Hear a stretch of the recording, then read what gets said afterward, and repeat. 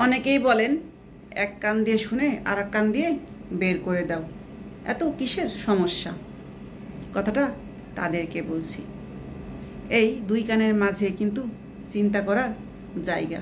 তাই আপনি যতই চেষ্টা করেন না কেন, কখনোই মন থেকে মুছে ফেলাতে পারবেন না, মুছতে পারবেনই না।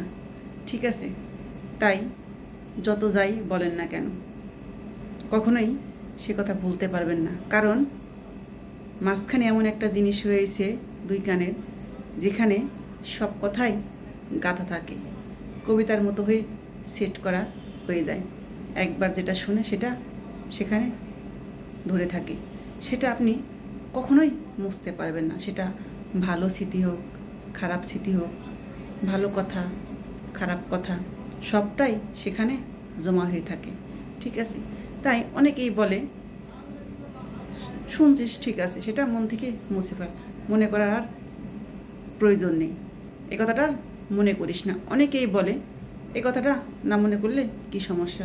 আসলে তারা ভাবেই না যে এই যে চিন্তা করার জায়গাটা, এখান থেকে কি করে ডিলিট করব, কি করে মুছে ফেলবো, কখনোই সম্ভব না। সেই স্মৃতি, সেই কথা কখনোই ভোলা যায় না, মোছা যায় না। কারণ আল্লাহ এমনই একটা সিস্টেম করে দিয়েছে, সেখানে সব স্মৃতি জমা হয়ে থাকে, মন চাইলেও মুছে ফেলা যায় না, কখনোই না। তাই কথাটা তাদেরকে বলছি, ভুলেবার এমন কথা বলবেন না যে মন থেকে মুছে ফেলা।